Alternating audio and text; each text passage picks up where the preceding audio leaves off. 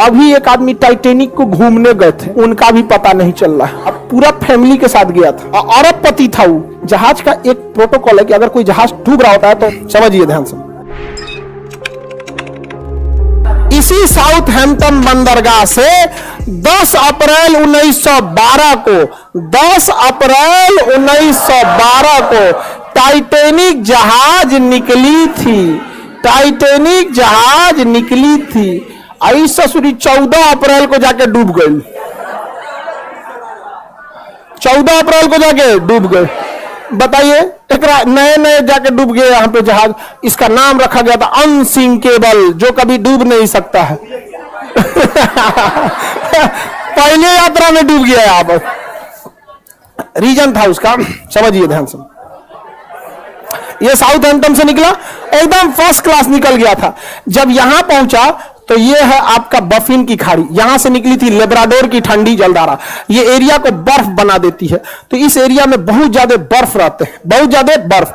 इसे यहां के कैप्टन थे टाइटेनिक के, विलियम मडोक। इन्हें वार्निंग दिया गया था कि बर्फ बहुत ज्यादा है, संभल के चलिएगा। तो जिसने वार्निंग दिया था ना, उनसे इनका स्टूडेंट लाइफ में थोड़ा सा नहीं होता था, ईगो पे अनसिंकेबल, धाए दे लेके चल दिए।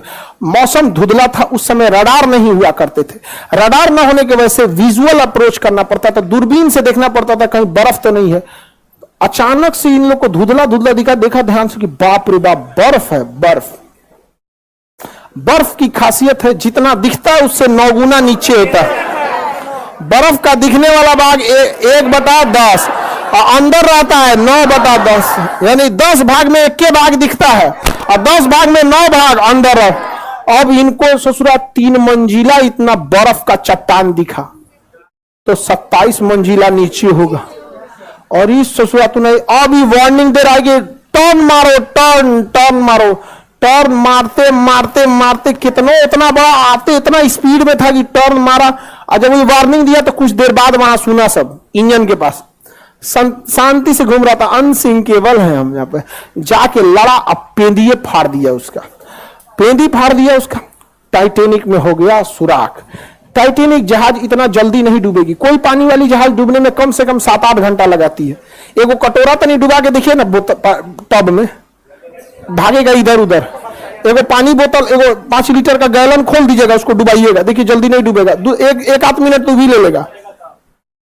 दिक्कत क्या हुआ, तो डूबने लगा। ये कैप्टन को लग गया, विलियम मडोक को तो गया अनसिंकेबल, गलो अनसिंकेबल गया।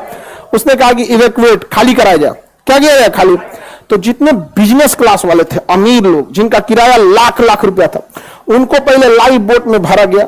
जिस लाइफ बोट की क्षमता 20 आदमी की थी, उसमें 2 आदमी को भेजा गया। 3 आदमी, अमीरों को दिक्कत न हो। लेकिन हमेशा याद रखिएगा, रेडी फॉर वर्स्ट कंडीशन। जीवन में सफल होना है तो एक कंडीशन हमेशा याद रखिएगा। कुछ भी काम करने जाइए, अपने आप से कहिएगा रेडी फॉर वर्स्ट कंडीशन। सबसे बुरे समय के लिए तैयार रहिए। और हम हिंदुस्तान वाले काहे डूबते हैं? एगो दुकान खोलेगा, कहेगा कि अच्छा खर्चा है 30,000, 50,000 तो आइए जाएगा। अरे यार, तुम अच्छे कंडीशन के लिए रेडी हो, रेडी फॉर वर्स्ट कंडीशन। 30,000 का खर्चा, अगर 10,000 भी नहीं आया और ऐसा 6 महीना अटक गया, लॉकडाउन लग गया, व्हाट विल यू डू? समझ में आ गया कि नहीं आ गया? रेडी फॉर वर्स्ट कंडीशन, हमेशा रेडी रहेगा। इसको लगा कि हम तो आराम आराम से निकालिए देंगे, तब तक टाइटेनिक बीच में से टूट गया। अब तो डूबने की रफ्तार बढ़ गई। अब हो गया अफरा तफरी। अब बोट हो गई कम। शुरुआत में जिसकी बोट की कैपेसिटी थी 20 आदमी की, उसमें भेजा 5 आदमी, 2 आदमी। बाद में वो 20 आदमी वाले पे उतार दिया 50 आदमी, वो डूब गया। अब इतना तेजी से टाइटेनिक डूबने लगा कि लोग लाइफ जैकेट पहन के कूद गए। उसमें भी कोई दिक्कत नहीं होता। बर्फ था, -2 डिग्री टेम्परेचर था, टेम्परेचर ठंडी से मर गया सब। ऐसे पानी में कूद जाते लाइफ जैकेट पहन के तो कोई दिक्कत नहीं था। बड़ी मछलियां ऊपर नहीं आती हैं, बड़ी मछली नीचे अपना तामझाम करते रहते हैं। वो बड़ी मछली ऊपर काहे आने वाली है? ऊपर ज्यादा कूदती है, डॉल्फिन, वेल मछली। तो वेल मछली हम लोग को खाइए नहीं पाएगी, उसका मुंह इतना बड़ा नहीं होता। घोटने वाला मुंह छोटा होता है, ऐसे मुंह बड़ा होता है। जैसे इतना लोग हैं, लोग ना इस लाइन का एक बार में खा जाएगी वो, लेकिन घोट नहीं पाएगी, इतना बड़का मुंह खोलती है घोट। अब हम ही लोग हैं, हाथ ना मुंह में भर लेते हैं, क्या हाथ घोट पड़ते हैं? भरने का तो भर लिया हो, नहीं देखते कभी कभी पानी पूरी वाला 3 को घुसा देता है मुंह में से, आदमी घूम जाता है, गुस्सा आराम से गिरा दूंगा, नहीं समझ रहे हैं? तो आधा आदमी ठंडा मार दिया, तो कुछ ही आदमी को बचाया जा सका, जबकि सबको बचाया जा सकता था। डूब गया अनसिंकेबल। जहाज का एक प्रोटोकॉल है कि अगर कोई जहाज डूब रहा होता है तो रॉकेट फ्लेयर छोड़ता है, रॉकेट छोड़ता है, मतलब वो सिग्नल है, रात में सिग्नल है, दिन में तो हॉर्न मारता है, और रात में सिग्नल। बगल से एक ब्राजील का जहाज गुजर रहा था, लगभग 80 से 100 किलोमीटर की दूरी पे था, गुजर रहा है। उसको लगा कि लोग पार्टी मना रहे हैं, रॉकेट छोड़ के पार्टी मना रहे हैं, छोड़ के चल दिया वहां पे। टाइटैनिक की कहानी खत्म।